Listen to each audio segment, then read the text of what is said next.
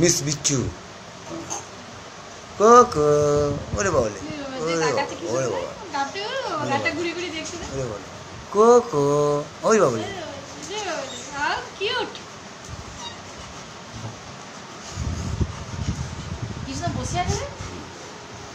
এই দুষ্টু কোকো তার সাথে এই দুষ্টুগুলো আছে দুটো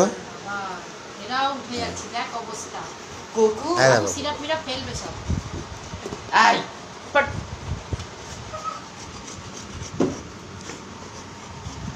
কোকো দুষ্টু